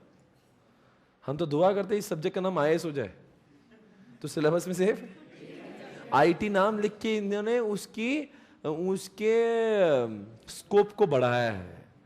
इसलिए इतने जवाब, कुछ भी नया आता है दुनिया में तो आईटी में जाएंगे ना। अरे भाई किसने भी किधर कुछ रिसर्च किया तो इस सब्जेक्ट तो इसलिए तो बार बार अमेंड होता है। ये क्लाउड नहीं था पहले हमारे सिलेबस में, ग्रिड नहीं था, वर्चुअलाइजेशन नहीं था, वो आया बोले आईटी वाला है तो डालो इसमें। तो जो भी कुछ चीजें दुनिया में आ रही हैं, इस सब्जेक्ट का नाम ही ऐसा है। जरा पढ़िए वहां पे क्या लिखा है। It refers to the application of the computer. Application of computer मतलब क्या? कंप्यूटर कहां का यूज करते हैं? टेलीकम्युनिकेशन। टेलीकम्युनिकेशन मतलब क्या? नेटवर्किंग। मतलब सिर्फ कंप्यूटर की बातें मत करना। अच्छा एक सवाल, सॉफ्टवेयर इंजीनियरिंग में और आईटी में क्या फर्क है? दुनिया का हर सॉफ्टवेयर इंजीनियरिंग आईटी है। अरे आईटी बहुत बड़ी दुनिया है, नहीं क्या? कौन बड़ा है? आईटी का सॉफ्टवेयर इंजीनियरिंग। हाँ। टेलीकम्युनिकेशन मतलब चैप्टर नंबर 3 अपना। अरे चैप्टर नंबर 3 का नाम है अपने टेलीकम्युनिकेशन नेटवर्क। टू स्टोर, किसके लिए? स्टोर करने के लिए, रिट्राइव करने के लिए। मतलब कंप्यूटर के अंदर डेटा स्टोर करना, ट्रांसमिट, क्या लिखा? स्टोर करना, रिट्राइव करना, ट्रांसमिट करना। मतलब एक जगह से दूसरे जगह पे भेजने के लिए भी जो भी चीजें लगती होगी, स्टोर करने के लिए भी जो, मतलब रैम, हार्ड डिस्क, वो भी, ट्रांसमिट करने के लिए राउटर, वाईफाई, वो भी। एंड मैनिपुलेट मतलब क्या? जैसे एक्सेल से डेटा मैनिपुलेट होता है, टैली से डेटा मैनिपुलेट, वो भी। मतलब इन 4 शब्दों से जुड़ी हुई हर कोई चीज पूरे इंडिया में होगी या वर्ल्ड में होगी, जो ब्रह्मांड में होंगी, वो सारी की सारी चीजें एक ही हेड में आती है। इसका नाम है आईटी। अच्छी बात। Generally IT encompasses not only the, देखो क्या लिख दिया, क्या लिख दिया उन्होंने, इससे अच्छा क्या लिख सकता है कोई? तारीफ करने को भी तकलीफ होती। IT encompasses what? Not only the computers and computer network, baby, but also other information distribution technology, such as what? Technology. कौन सी? Television, telephones. IT industry is general is supported by multiple industry sectors such as what? Computer hardware. देखे, इसलिए हम लोग यहाँ पे hardware भी पढ़े। आपको मालूम है हमने रैम रोम सब पढ़ा था, मदरबोर्ड पढ़ा था, सॉफ्टवेयर पढ़ा, वही नहीं है, SDLC पढ़ा। अच्छा सर सॉफ्टवेयर मतलब सॉफ्टवेयर इज द बेबी। अरे सॉफ्टवेयर इंजीनियरिंग इज एक बच्चा ऑफ आईटी। कुछ सर आप बोलेंगे आईटी इंजीनियर वाला जो इंसान है वो सॉफ्टवेयर इंजीनियरिंग क्यों करता है? आईटी इंजीनियरिंग वाला जो इंसान है ना वो पूरे आईटी का अच्छा था। एमबीबीएस के बाद लोग एमडी क्यों करते हैं? स्पेशलाइजेशन। वैसा है आईटी इंजीनियरिंग बनने के बाद आपको लगता है सॉफ्टवेयर के ऊपर आपको विशेष काम करना है, you want to be the software developer, then you become what? Software engineer. समझा क्या मैं क्या बोल रहा हूं? आज आपको शायद से बहुत क्लियर होगा ये ज्ञान। तो आप वो शायद से वो इंजीनियरिंग भी करते हैं, उनको भी नहीं पता होता कोई। आप इस ज्ञान देना जाके, डोगले तुझे ये भी पता नहीं तो क्या बन रहा है? आ इधर मैं तुझे समझाता तू क्या बन रहा है, छिछोरे। क्या लिख रहा है वहां पर? IT industry in general supported by multiple industry sector लगे। व्हाट? कंप्यूटर हार्डवेयर भी आप समझते हो, सॉफ्टवेयर भी, इलेक्ट्रॉनिक्स भी, सेमीकंडक्टर, इंटरनेट, टेलीकॉम। इसलिए तो हमने इंटरनेट, ई कॉमर्स और सब कुछ पढ़ा था इस पे। टेलीकॉम इक्विपमेंट जैसे कि राउटर स्विचेस पढ़े थे हमने, ई कॉमर्स भी पढ़ा था। आर्टिफिशियल इंटेलिजेंस भी आता है क्या इसमें? रोबोट्स भी आईटी है क्या? अच्छा। In a business context, Information Technology Association of America has defined information technology as the study, design, development application cut कर दो, कोई काम का नहीं। अब लास्ट वाला पॉइंट पढ़ेंगे, computer engineering. Software engineering and computer engineering, अब दोनों में दर्द है, ये कुछ और ही है। इसमें कैसा है, नहीं नहीं आप सुनिए, बहुत अंदर जा रहा हूं मैं। कंप्यूटर इंजीनियर और सॉफ्टवेयर इंजीनियर कौन बड़ा लगता है? Computer is equal to hardware engineering plus software engineering, और सॉफ्टवेयर इंजीनियरिंग बोलते क्या? सिर्फ सॉफ्टवेयर। पर कई लोग आजकल से जिनको हार्डवेयर पसंद नहीं है, अब एक हार्डवेयर वो कंप्यूटर इंजीनियर मतलब क्या है, वो तो और ही है। वो किसकी बात करता है? आपने मदरबोर्ड का भी देखा है, मदरबोर्ड के ऊपर जो चिप लगाते हैं, चिप और जो माइक्रो प्रोसेसर होते हैं, ये उसके होशियार लोग हैं। माइक्रो प्रोसेसर के अंदर क्या डालना पड़ेगा, उसकी जगह कौन सी होना चाहिए, नहीं नहीं वो नहीं, वो तो अलग ही से। वो ये बोलते हैं कि कैसा हो रहा, वो सीएस कर रहा है, ये सीएस नहीं है। मैं क्या बोल रहा हूं, मदरबोर्ड के ऊपर कौन, मदरबोर्ड को कभी देखा होगा, उसके ऊपर बहुत कुछ होता है, वो कौन सी चीज कहां रखना, ये कंप्यूटर इंजीनियर का काम है। वो कितना साइज होना चाहिए, हाँ, उसका पोर्ट इधर ही क्यों होना चाहिए, उसके अंदर रैम ऐसा क्यों होना चाहिए, ये जो है ना जो स्लॉट है पीसीएस स्लॉट, वो 4 क्या 3 इतना ही होना चाहिए, बराबर है।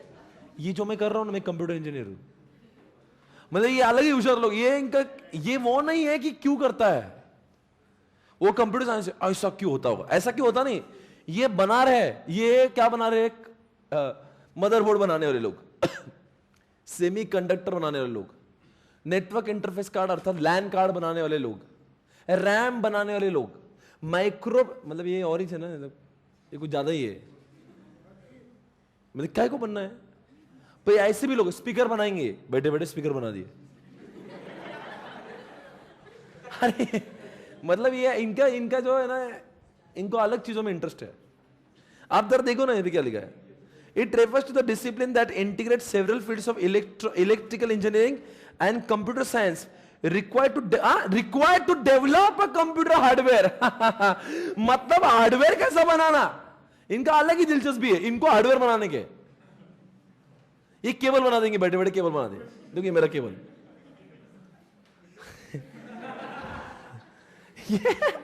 और बाजू में लिखा है सॉफ्टवेयर ऑल्सो। अब बताओ इसमें क्या है, अब इसमें से कुछ लोग बोलेंगे हार्डवेयर का इंजीनियर बन गया, मुझे सॉफ्टवेयर इंजीनियर भी बनना है, तो आपको कंबाइन करके कंप्यूटर इंजीनियर बनना पड़ेगा। पर कुछ लोग बोलेंगे ये हार्डवेयर है, मुझे मदरबोर्ड कैसे चलता है और ये कैसा मुझे नहीं चाहिए, मैं सिर्फ क्या बनूंगा, सॉफ्टवेयर। इसलिए आजकल के जितने भी लोग हैं, आजकल डिमांड किसको है, तो इसलिए क्या करते हैं, बहुत सारे लोग कंप्यूटर इंजीनियरिंग नहीं करते, वो क्या करते हैं, सॉफ्टवेयर इंजीनियर, उसके अंदर का एक स्पेसिफिक एरिया। टैक्सेशन में मुझे सिर्फ आईडीटी पसंद है, मैं टैक्सेशन का मास्टर, मैं सिर्फ आईडीटी, सर्विस टैक्स, बस मुझे वही अच्छा लगता है। ये वैसा है, कौन सा, सॉफ्टवेयर इंजीनियर। कंप्यूटर इंजीनियर मतलब क्या, सब, कंप्यूटर भी हार्डवेयर भी। Computer engineers are involved in many hardware and software aspects of computing from the designing of, देखो डिजाइनिंग, अब किसकी डिजाइनिंग, माइक्रो प्रोसेसर की डिजाइन बनाना, मतलब इंटेल कंपनी को ये लोग ज्यादा लगते होंगे, इंटेल कंपनी के पास में, या कोई भी लैपटॉप बनाने वाले जो लोग होंगे ना, Dell, Acer, they do not want software engineer, they want computer engineers, क्योंकि उनको वहां पे वो बनता होगा ना एक्चुअल में, समझ में आ रहा है। पर्सनल कंप्यूटर मतलब पीसी बनाने वाले लोग, सुपर कंप्यूटर, अभी जो आपने देखा ना बड़े बड़े डेटा सेंटर्स में बड़े बड़े कंप्यूटर्स होते हैं, तो कौन कैसे बनाता होता है, उसके अंदर इतनी पावर चाहिए, कितना बड़ा मदरबोर्ड चाहिए, कितना बड़ा कार्ड चाहिए, कैसा स्लॉट चाहिए, वो सबकी डिजाइनिंग भी है। डिजाइनिंग समझ रहा है, किसकी डिजाइनिंग, सॉफ्टवेयर की नहीं बोल रहा है अभी, ये माइक्रो प्रोसेसर मदरबोर्ड बना के रख दे रहे, सोचो कितना दिमाग वाला हो गया, ये अलग मस्ती है। This focuses not only on how computer system works, but also how they integrate and work what? अब देखना है, जब कोई इंसान बोलेगा, मैं ध्यान से सुनना, कंप्यूटर इंजीनियरिंग में जब करते हो, एक बात सुनोगे, how they integrate and work holistic system, how computer system works, but also how they integrate work holistic system। मुझे इतना बोलना है, आपको मैं डिस्टिंग्विश करवा दिएगा सब, एक एक में पूछू जाओ। ERP क्या है, इंफॉर्मेशन सिस्टम, ये पूरा सब्जेक्ट। अगर मुझे सॉफ्टवेयर डेवलप करना है तो सॉफ्टवेयर एंड हार्डवेयर दोनों भी, कंप्यूटर। और ये कैसा होता होगा मतलब ये मस्ती वालों का काम है। इसके पीछे क्या है आखिर ये डेटा? अब कुछ लोग क्या बोलेंगे, टीवी नहीं देखेंगे वो, फिर आ रहा कैसे? वो रेडियो सुनता नहीं, बोलता कैसे बजा होगा? मतलब होता ना, जो आईटी पढ़ने वाले जो लोग होते हैं ना, वो क्या रिजल्ट है वो देखते हैं, और सीएस वाले लोग क्या देखते हैं? रिजल्ट नहीं देख रहे, गाना बजा उसमें इंटरेस्ट नहीं मुझे, बहुत अंदर जाता है वो। आपको शायद से 5 स्ट्रीम की पूरी कल्पना आ चुकी है। बताओ 5 स्ट्रीम कौन सी सबसे पहले? CS, computer engineering, IT, information system and software engineering. इसी तरह से 5 वाहियात चीजें खत्म हो चुकी है। हाँ, एक कॉन्सेप्ट है जो यूट्यूब देखने वालों, इसके बाद में एक कॉन्सेप्ट आएगा ऑडिटिंग, वो आपको अगले पार्ट में दिखेगा। इस क्लास को मैं यहाँ पे बंद कर रहा हूँ, पर आपको वो अगले पार्ट में दिखेगा, पार्ट 3 में। ओके, अभी आप बंद करके और यूट्यूब चालू कर सकते हो, ठीक है? बाकी हम लोग तो कल मिलेंगे। I see you tomorrow guys, bye bye, take care. और वापस से सूचना दे रहा हूँ, हम लोग का कल जो लेक्चर होगा उसमें हम लोग पूरे आईटी और एसएम दोनों को रिवाइज करेंगे, right? Both IT and SM will be revise in just 6 hours. 6 घंटे के दौरान आपका आईटी एसएम पूरी तरह से हो जाएगा रिवाइज, एवरीबॉडी। और जितने भी लोग यहाँ यूट्यूब पे ये लेक्चर देख रहे हैं, उनको यह लेक्चर जो यहाँ पे लोग लाइव कर रहे हैं, पर आपको ये लेक्चर वहाँ पे फ्रेंचाइजीज पर जाकर देखना होगा। आपको ये सुविधा का लाभ लेना है तो फ्रेंचाइजी पे जाकर, लाइव का लाभ सिर्फ पूना के लोग ले सकते। ओके, आपको लेक्चर जरूर देखना है। ये लेक्चर देखने पर आपको आईटीएसएम सब्जेक्ट में बहुत कॉन्फिडेंस आएगा, राइट? ये लेक्चर आईटी और एसएम का जरूरी नहीं है कि सिर्फ मेरे ही स्टूडेंट देखें। वर्चुअल वालों, मैं आपको वापस से कह रहा हूं, आपके दोस्त, आपके रिलेटिव को भी आप लेकर जा सकते हो सेंटर के ऊपर, और वहां पे लेक्चर देखिए, सबको फायदा दिलवाई। जब भी आप ये लेक्चर देखने जाओगे तो आपके पास आईटी के जितने भी किताबें मैंने दी है वो होना चाहिए। साथ साथ में मैंने आईटी के चार्ट्स पूरी तरह से अपने वेबसाइट पर अपलोड किए हैं। मैं चार्ट्स के द्वारा ही वो रिवीजन लेक्चर लूंगा। तो please download charts on the mobile phone itself before you start watching lecture of revision. Okay, thank you very much. See you tomorrow. Take care. Bye bye.